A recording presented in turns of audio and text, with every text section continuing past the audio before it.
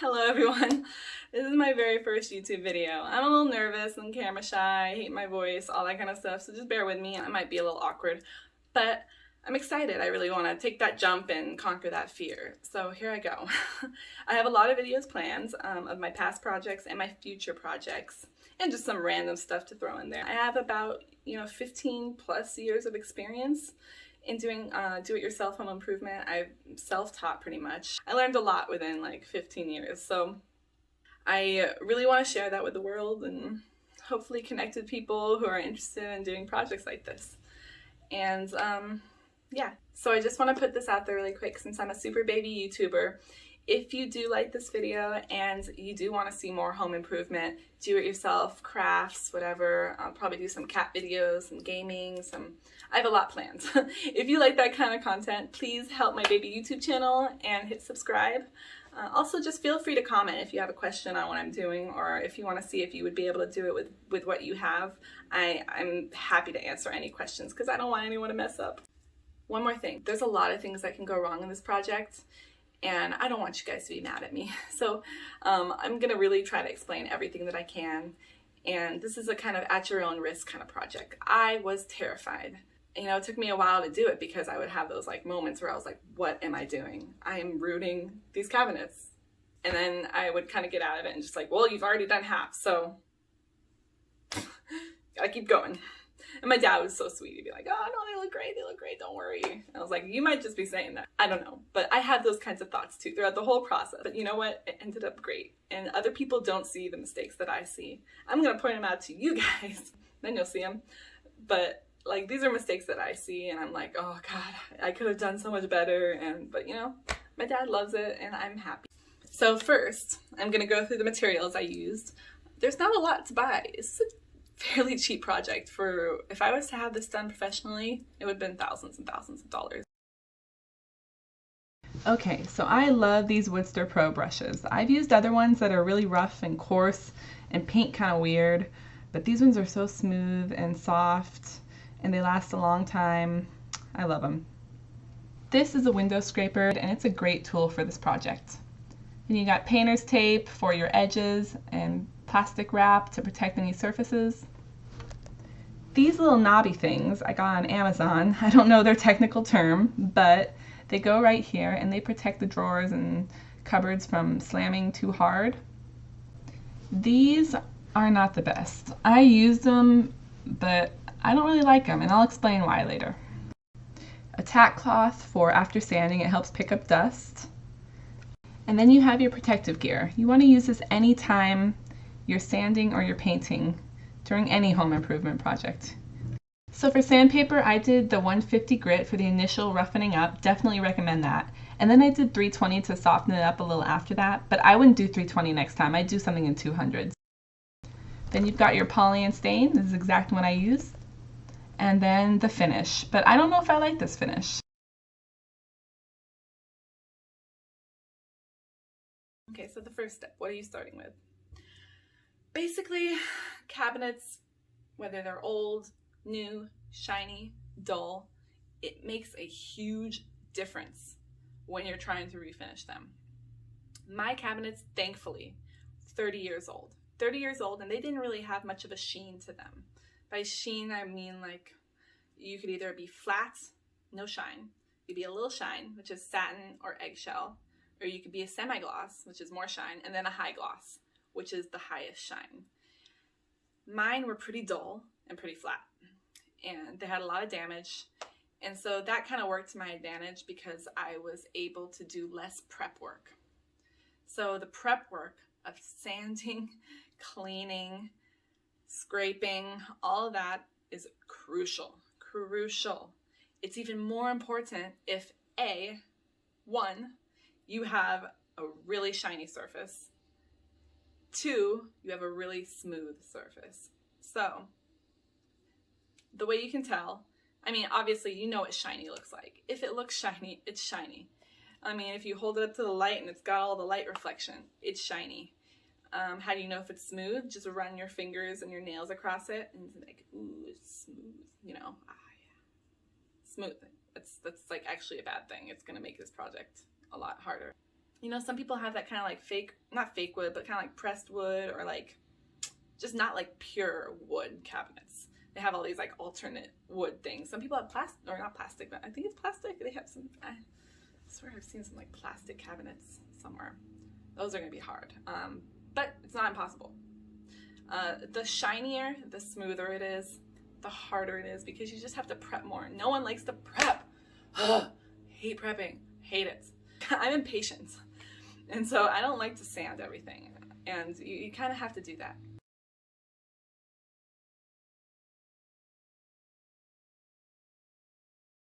And also, I'll show you later, but I have this little, here, scrapey thing, and I use that to scrape off the grime. So yeah, I started rambling.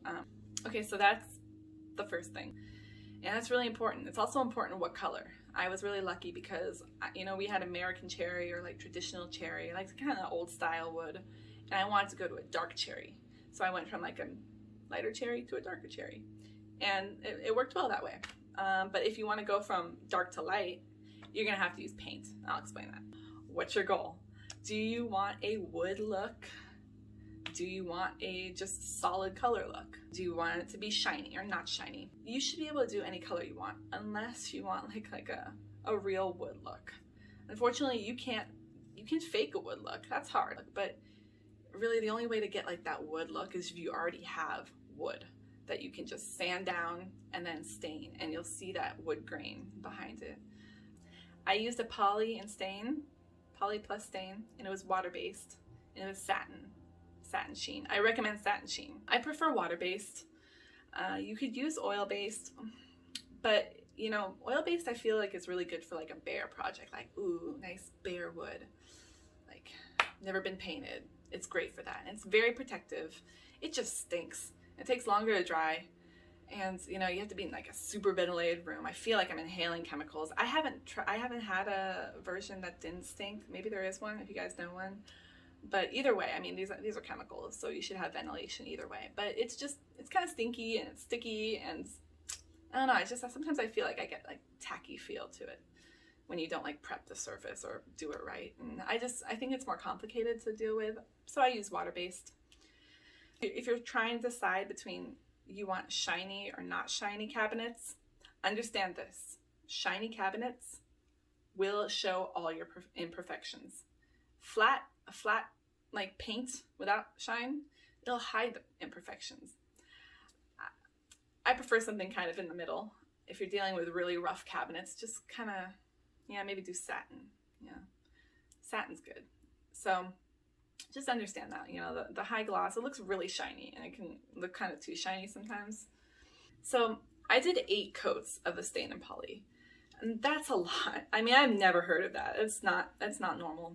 It's not the right way to do it, I'm sure, but I did it, you know, and it worked. It's, you know, it's a water based. It's not going to be too thick and tacky, so you know, it worked. But normally, if you're just going for a solid color, you could just go for that solid color and do like 2 coats easily. Might even get away with 1 coat. The reason why I did so many is because I really wanted to kind of get the wood underneath to kind of show through a little bit. I didn't want it to be solid. I did try a solid stain to see if it would speed up the process, because I was like, it's too many coats for all of these cabinets. I tried a solid stain and it looked weird. It was the same color, it looked weird. Didn't look anything like the color I was doing. So I went and I stuck with the color I was doing because I liked it, and you know, I just did 8 coats on everything. So not necessary, and probably not recommended for most projects. But yeah, if you're going for a solid color, you're good. So you're gonna wanna go in the Home Depot section, or whatever store you go to, and just look at the paint section, look at the wood paints and the regular paints, because most of those regular paints are pretty universal, and if you look in the back, it should say wood. And so you could use those if you just want a solid color. But if you want like more like a wood color, you're gonna want to go in the wood stains section. But that kind of depends. It depends on your cabinets. Can you get away with painting a stain over them? Like, are they wood-like? Can you see that they're made of wood? I don't know what they make cabinets out of these days. So yeah, again, if you have wood cabinets and you can tell that they're like full wood, then you can use like stains and stuff like that. But if you have just, you're not sure what those cabinets are made of, then you just might want to go with a universal paint that you can use on kind of most things. So next, prepping. Huge. Like, this is so important. It's like probably the most important step, and it's different for everybody. So my cabinets were 30 years old. Like I said, they were old. They didn't have much shine to them, but they had a lot of grime. I'm telling you that if you don't clean your cabinets over the years, and you'll see it on your house everywhere, you'll see it corners, you'll see it like where you turn the knob, you'll see anything you touch, all the cabinets, all the handles, you'll see behind there grime. It's dirt. It's built up finger oils and dirt from everybody that lived there. Really, really gross. And mine had a ton. Like, it was so bad that the oils kind of, I mean, and not just finger oils, cooking oils. There was a lot of that. The oils just kind of like were everywhere. And so the first thing I did,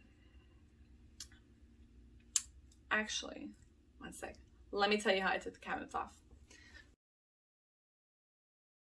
So I don't know how everyone's cabinets are, but my drawers had these 3 little screws, and I just unscrewed it and popped it off. And then for my cabinet doors, I had like an attachment like this where I could just wedge my finger in the back and just kind of, there's a little tab right there, and you just like push it really hard outward, push, pull, whatever, and they pop right off, and then you can fold them and they kind of lock in place.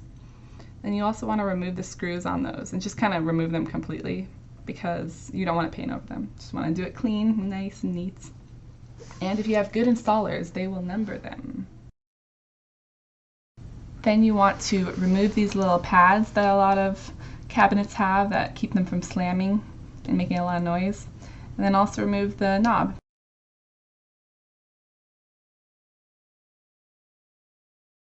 So I just wanted to show you these other cabinet attachments I have. These are like the ones I had in my apartment. A lot of places have them. First of all, look at that sheen. That is a real high gloss. Maybe a semi-gloss, but it's pretty high gloss. And then this attachment right here, you can tell they just paint over these hinges. I hate this. I really do. I wish people wouldn't do this. Normally you could just remove these, but since they're painted over, it's so stuck on there. I think if you removed the screws, that they might even be so rusted they'd break. If you could find this exact metal plate hinge, the exact same one, then maybe I would try, but other than that, I think these are so stuck on, I would damage it all just trying to remove them. I wouldn't take these off. If you don't have those replacement hinges, I would not take those off. I would just cover everything in plastic and just try to work like that, because otherwise you could risk them not going back on right. Yeah, I hate this. It sucks.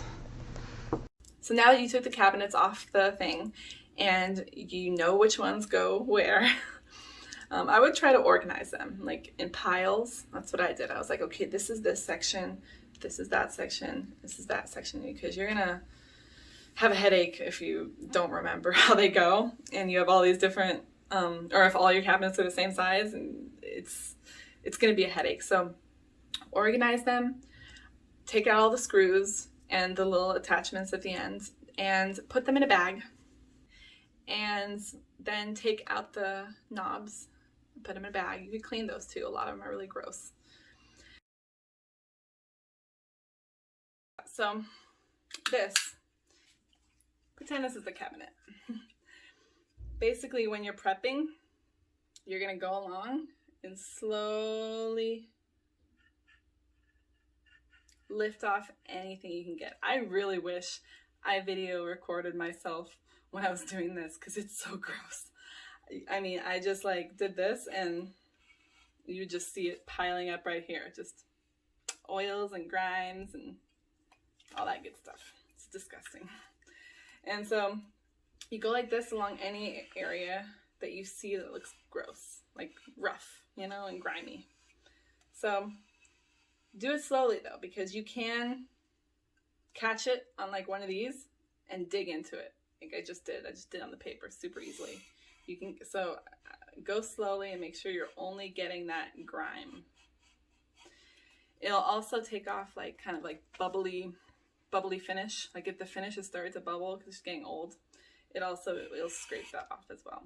But again, be really careful about the sides because they can dig into your cabinet, and then that's sad.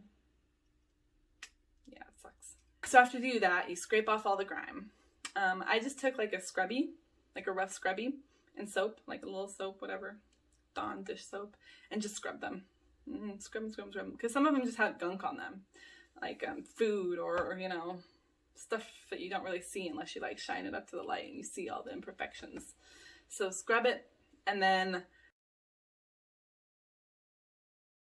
I recommend 150 grit sandpaper. I think it's really good. It's like just a good old roughening up. And then sometimes I'll go over certain spots with like a 300 something. I don't know why. I don't know. But just know that the higher the number of the grit, like it's gonna be smoother. So don't go into these high numbers. 300 something's kind of high already. It's like, I don't even think I should have been using that, but I did, so I'm letting you know. And so 150 is good. That'll roughen it up nice. And remember to do it like this. Like when you use the sandpaper, I cut it up into squares like this big, and then I just go like this. You don't want to start twirling around all over the place, especially if you want like a natural wood look. Go like with the wood grain. After that, just take a microfiber cloth and kind of get all the dust. And if you want to like rinse it off after that and let it dry, it's fine. I mean, getting all the dust off would help the paint and stuff stick better, but I didn't do it. So once you're done with that, then you're going to be ready to paint. Now I realize the color I used might not be everyone's favorite, might be too dark, but since I had high ceilings and kind of an open room, I knew I could get away with it. But also I did that because when I sanded down, or when I scraped off all the grime and sanded down the surface, it was very uneven, as you can see from the pictures. And I wanted to get that dark, rich color, but when I first did the first coat, it just, even a few coats later, you could still see the damage that had been done underneath. And so that's why I decided to go darker. Not only that, but I love dark wood. I mean, something about it is, I mean, I want dark wood everywhere. It kind of gives me like a Victorian kind of haunted house vibe. And so that's what I was going for, but you can use whatever color you want, obviously. So one thing I forgot to mention is that you're gonna want to do a test area. And what I did was I just took a cabinet you can't really see, and I took it off and I did the back, because then you'll know what technique is gonna work for your cabinet. So you could just, you know, do the whole sanding thing and do the prep and then test out the color and test out to see, wait till it dries, but test to see if it looks bumpy. Like if certain brushes will leave more brush strokes. And that's why I recommended those brushes in the beginning. I don't find that they leave a lot of brush strokes, but some will, and some will be very streaky. And I don't personally like that look, but also certain rollers can leave like a weird textured look to the cover. So you really want to test out your technique on the back, because once you find that and hold it up to the sun and be like, oh, does it look right? Or is it actually bumpy? Like if you hold it up to the sun, you might actually see curves from your paintbrush that looks nasty. I mean, some are expected, but you don't want them to be like nasty lines, because it doesn't look good. So really be sure that you have your technique down, the paint you're going to use, make sure it works, make sure it looks good, and test it on the back of a cabinet first. Super important, because otherwise if you just start and then you realize you're doing something wrong, or maybe you have to now change the color or change the style of paint that you're using, then like you've already done like half of them or something, you know, and that sucks. Okay, painting tips.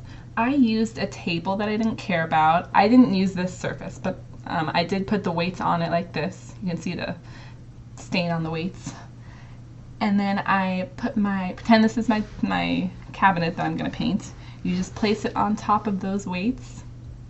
You can kind of separate them if it feels wobbly. Just get it nice and stable.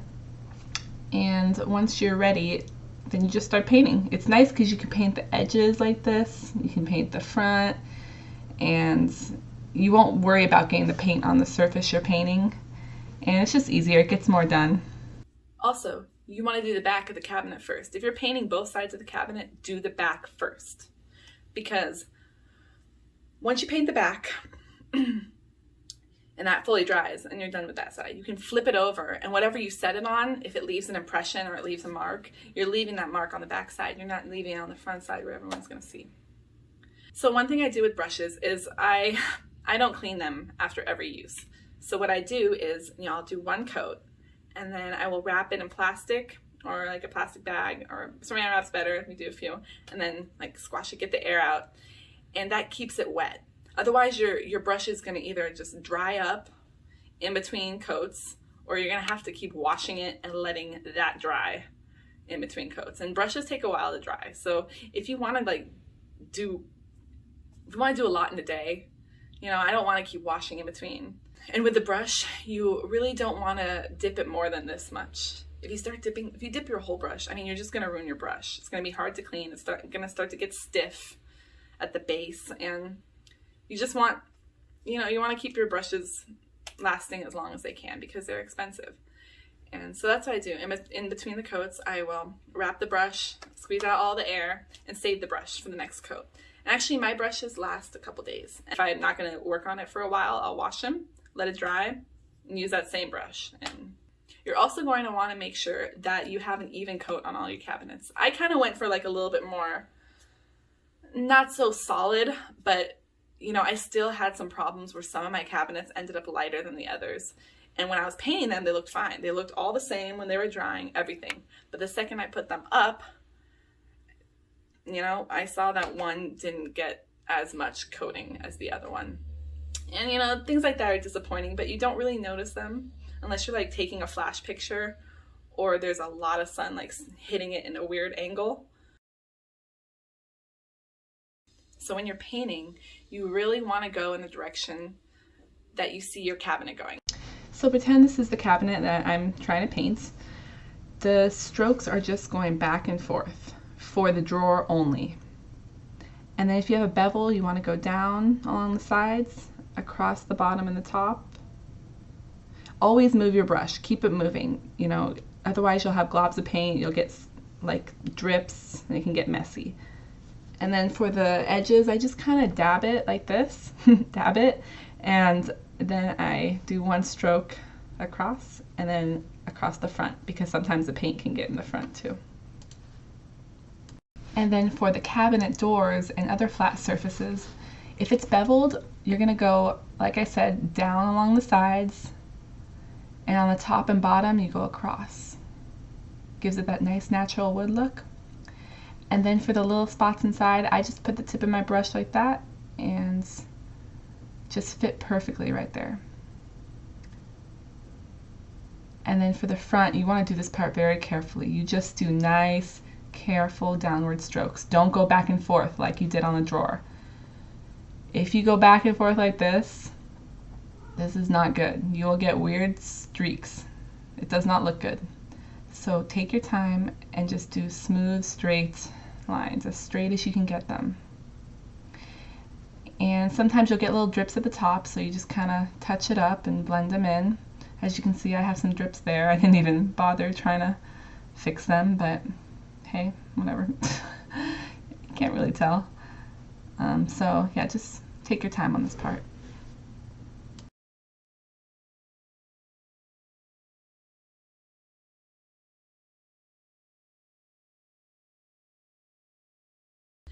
So now you're done, you painted your cabinets, they're fully dried, you're happy with the way it looks. You can decide if you want to put an extra coat on. It just depends on your preference. Do you want to have your cabinets to be a little shiny, or do you want them to be flat?